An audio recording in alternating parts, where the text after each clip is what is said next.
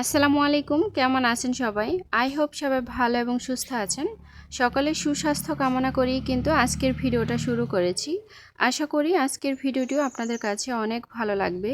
তবে সবাইকে জানাই জুমা মোবারক, কারণ আজকে শুক্রবার দিনে কিন্তু সকলেরই কাজের চাপ একটু বেশি থাকে। যেহেতু শুক্রবারে অফিস আদালত সব কিছু বন্ধ থাকে, সেই সাথে কিন্তু অনেকের হাজব্যান্ড দেখা যায় ছুটির দিন হিসেবে বাড়িতে থাকা হয়। সেই সাথে কিন্তু বাচ্চাদেরও স্কুল বন্ধ থাকে। তো সেই সাথে কিন্তু কাজেরও অনেকটাই চাপ বেড়ে যায়, যেমন ধরুন রান্নাবান্না, সেই সাথে কিন্তু ইউনিক খাবার রেসিপি তৈরি করা। তো সব কিছু মিলে কিন্তু একদম সকাল থেকেই কাজ শুরু করতে হয়। তো আমিও কিন্তু তার ব্যতিক্রম নয়। আর আমি এমনিতেও ভোরবেলা ঘুম থেকে ওঠার পরই কাজ শুরু করে দেই। যদিও আমার বাড়ি গ্রামে, আর গ্রামের মানুষ কিন্তু খুব তাড়াতাড়ি ঘুম থেকে ওঠে, এটা সবাই জানেন। ঘুম থেকে ওঠার পর চোখের সামনে যদি এরকম ফুল ফোটা থাকে, দেখতে নিশ্চয়ই ভালো লাগে। এটা হচ্ছে কুমড়া গাছ, মাশাল্লাহ দেখতেই পাচ্ছেন কুমড়া গাছে কিন্তু অনেক ফুল এসেছে। আর মাশাল্লাহ গাছটা কিন্তু অনেক বড় হয়েছে, অনেক ডালপালা ছড়িয়ে ছিটিয়ে আছে। গাছটা যতটুকুন আছে বা যতটুকু ছড়িয়েছে ওই হিসেবে কিন্তু গাছে ফল থাকা দরকার। যদিও ফল আসেনি ওই হিসেবে কিন্তু আমার অতটা আফসোস নেই, কারণ গাছের কাছে আসলেই আমার মনটা একদম শান্তিতে ভরে যায়, কারণ গাছটা দেখলেই আমার ভালো লাগে। অনেক সময় দেখা যায় গাছে যদি কোনো সবজি না ধরে তার ডালপালা কিন্তু খাওয়া যায়। আর এটা যেহেতু কুমড়া গাছের ডাল সবসময় কিন্তু খাওয়া যায়।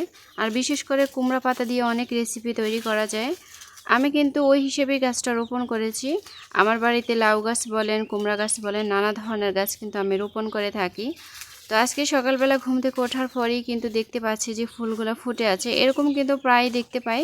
তো আজকে আমার কাছে মনে হয়েছিল যদি এই কুমড়া গাছের ফুল দিয়ে একটা পাকোড়া তৈরি করি তাহলে কেমন হয়। কারণ অনেক ভিডিওতে দেখি যে আপুরা অনেক সুন্দর করে পাকোড়া তৈরি করে, আমার কাছেও অনেক ভালো লাগে। তবে আমি কখনো খাইনি, তো আজকে ফার্স্ট টাইম কিন্তু ট্রাই করছি। তো যার কারণে সকাল সকালই কিন্তু চলে এসেছি সবজি বাগানে, দেখতেই পাচ্ছেন এখানে অনেকগুলাই কিন্তু ফুল তুলেছি। আর ফুলগুলো দেখতে এতটাই ভালো লাগছে। আসলে আমরা কিন্তু সব গাছেরই ফুল ভীষণ পছন্দ করি। আমি আমার বাড়িতে কিন্তু ফুল গাছ খুবই কম রোপণ করি, তবে সবচেয়ে বেশি যেটা রোপণ করি সেটা হলো সবজি গাছ। আর এমনিতেও আমার ভিডিওগুলো আপনারা লক্ষ্য করলে দেখবেন আমার বাড়ির চতুর্পাশে কিন্তু সবুজে ঘেরা, সবুজ শ্যামল। আসলে বাড়িটা যদি সবুজ প্রকৃতিতে ভরপুর থাকে দেখতেও কিন্তু ভীষণ ভালো লাগে। তো যাই হোক, আমি কিন্তু এখানে পাকোড়া তৈরি করার জন্য আস্তে আস্তে কিন্তু ফুলটা ছাড়িয়ে নিচ্ছি। যেহেতু একটা ডাটা রয়েছে, এই ডাটাটা কিন্তু আমি ফেলে দিব, শুধু ফুলটাই কিন্তু নিয়ে নিব। আমরা তো অনেকেই অনেক রেসিপি তৈরি করি, আমার কাছে মনে হয় একটু ইউনিক কোনো রেসিপি তৈরি করলে সেটা নিজের কাছেও অনেক আনন্দ দেয় মনের ভিতরে। তবে কাজের চাপে কিন্তু অনেক সময় অনেক কিছু তৈরি করা হয় না। দেখা যায় ঘুম থেকে ওঠার পরেই কিন্তু বাচ্চাদের কাপড় চোপড় ধোয়া, ঘর ঝাড়ু, উঠান ঝাড়ু, তারপর থালা বাসন, তারপর পুরনো যে বাসি কাজগুলো থাকে। রাতের বেলা কিন্তু অনেকে অনেক কাজ গুছিয়ে রাখে, তো আমার কিন্তু সেটা হয় না। দেখা যায় সকাল থেকেই আমার কাজ শুরু করতে হয়। আর আমি ভিডিওটা মূলত শুরু করি একদম সকাল থেকেই, যেহেতু আমার কাজগুলো সকাল থেকেই শুরু করি।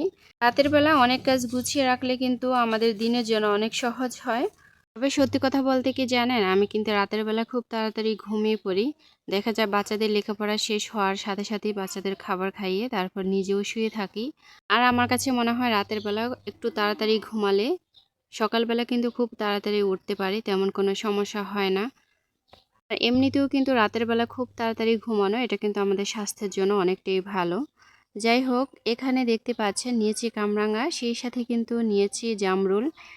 এই যে জামরুল গাছটা, এবছর কিন্তু আপনাদের সাথে জামরুল অতটা শেয়ার করা হয়নি, গত বছর যতটা শেয়ার করেছি, কারণ জামরুল যখন এসেছিল গাছে তখন কিন্তু আমি বাড়িতে ছিলাম না, যার কারণে কিন্তু ওইভাবে আর শেয়ার করা হয়নি। তবে জামরুল গাছের অধিকাংশ জামরুলই কিন্তু পাখিয়ে খেয়ে ফেলে। আর এখন যতটুকু আছে গাছে খুবই অল্প সামান্য, যার কারণে ওইভাবে আর ভিডিওতে শেয়ার করা হয়নি। তো এখানে নিয়েছি মোচা, সেই সাথে নিয়েছি একটা আম, সেই সাথে নিয়েছি 2টা পেয়ারা।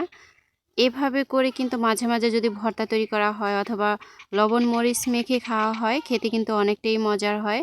জানি না এরকমটা কারো পছন্দ আছে কিনা, তবে আমার কিন্তু ভীষণ পছন্দের। বিশেষ করে দুপুরবেলা যখন রান্না করি, রান্নাঘরে কিন্তু প্রচুর গরম থাকে। আর যদি একটু বেশি রোদ হয় তাহলে তার কথাই নেই, তখন আরও বেশি খারাপ লাগে। তো আমি যেহেতু মাটির চুলায় রান্না করি, মাটির চুলার রান্না কিন্তু অতটাও সহজ নয়। আপনারা হয়তোবা যতটা সহজ মনে করেন দূর থেকে, বাস্তবে কিন্তু প্রত্যেকটা কাজই অনেক কঠিন। হয়তোবা করতে, করতে অনেকের অভ্যাস হয়ে যায়, এটাই আরকি। তো রান্না করতে, করতে অনেক সময় দেখা যায় বড় ক্লান্ত হয়ে যাই। ওই হিসেবে আমার কাছে মনে হয় যেকোনো টক জাতীয় খাবার বা একটু আমের ভর্তা বা যেকোনো ধরনের পাঁচমিশালি একটু ভর্তা তৈরি করলে খেতে কিন্তু অনেকটাই মজার হয়। কলার মোচা দিয়ে কিন্তু অনেকে অনেক রেসিপি তৈরি করে। আমি কিন্তু মাঝে, মাঝে অনেক রেসিপি তৈরি করি। এটা আমার কাছে খেতেও অনেক ভালো লাগে। এদিকে পাকোড়া তৈরি করার জন্য কিছু বেসন নিয়েছি, সাথে নিয়েছি চালের গুঁড়া, সাথে নিয়েছি একটু আটা। ৩ টা মিশ্রণে কিন্তু এই পাকোড়াটা তৈরি করে নিব। এই পাকোড়াটা কিন্তু বিকালে স্ন্যাক্স হিসেবেও খাওয়া যায়। দেখা যায় বিকেলে হালকা পাতলা নাস্তার খুবই প্রয়োজন হয়। ওই সময় কিন্তু এই পাকোড়াটা তৈরি করে ইজিলি কিন্তু খাওয়া যায়। আর এটা তৈরি করতে কিন্তু খুবই সহজ, তেমন কোনো সময় নেয় না। আর এভাবে যদি একটা ফ্রাই প্যান দিয়ে ভাজা হয় তাহলে কিন্তু একেবারেই ভাজা শেষ হয়ে যায়, তেমন কোনো সময় লাগে না। অল্প সময়ের ভিতরে কিন্তু চাইলে এই পাকোড়াটা তৈরি করা যায়। আর ফুলগুলো তো অনেকটাই পরিষ্কার থাকে, যার কারণে একবার ধুয়ে নিলেই হয়ে যায়।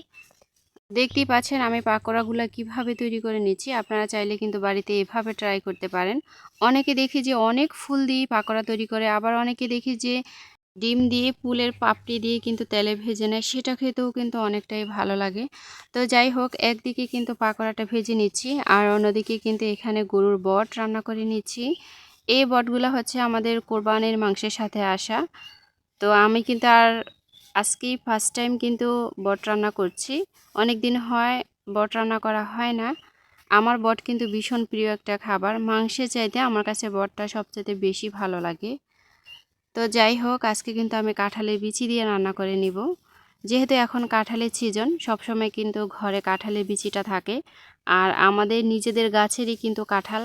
অনেক ভিডিওতে আমি আপনাদের মাঝে শেয়ার করেছি। মাশাআল্লাহ অনেক কাঁঠাল এসেছে এবার গাছে। তো বিচিগুলোও কিন্তু অনেক সুন্দর আর দেখতেও ভীষণ ভালো লাগে, খেতেও অনেকটাই ভালো লাগে, যেহেতু আমার পছন্দের একটা খাবার। তো সব খাবারের সাথে আমি ট্রাই করি বিচি দিয়ে রান্না করার জন্য। আর যে কোনো সবজির সাথেও এটা রান্না করা যায় অথবা মাংসের সাথেও রান্না করা যায়, খেতে কিন্তু অতুলনীয়। তা ফার্স্ট টাইম কিন্তু আমি আজকে গরুর বট দিয়ে রান্না করে নিচ্ছি।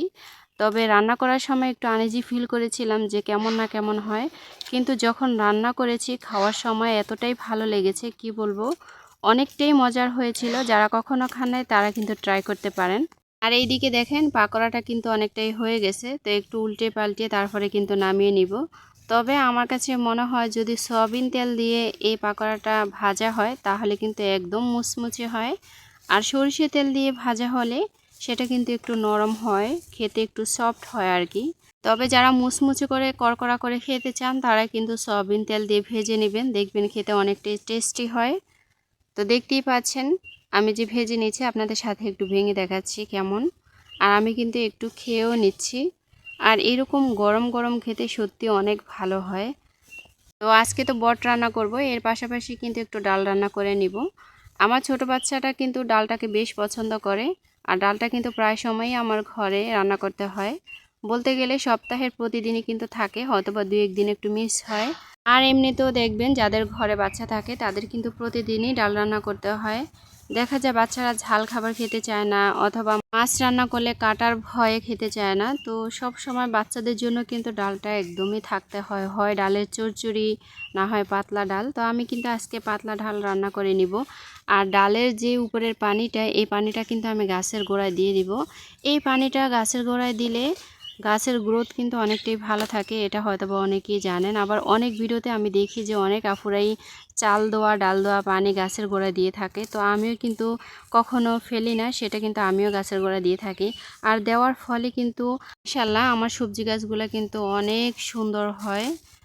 তো এই পাশে কিন্তু পেয়ারা কেটে নিচ্ছি। এই পেয়ারা দুইটা হচ্ছে আমাদের গাছেরই পেয়ারা, গাছ পাকা পেয়ারা বলতে পারেন। কাঁচা এবং পাকার মাঝামাঝি আর কি, ডাসা পেয়ারা যেটা সেটা। পাকা এবং কাঁচার মাঝামাঝি ডাসা পেয়ারাটা খেতে লবণ মরিচ দিয়ে অসাধারণ হয়। আর আমাদের দেশীয় পেয়ারার সিজন কিন্তু এখন থেকেই শুরু। তো আমাদের গাছের পেয়ারাগুলো আমার কাছে মনে হয় যে আর 15 দিন পর থেকেই খাওয়া শুরু হয়ে যাবে। এখনও ওরকমভাবে পরিপূর্ণ হয়নি।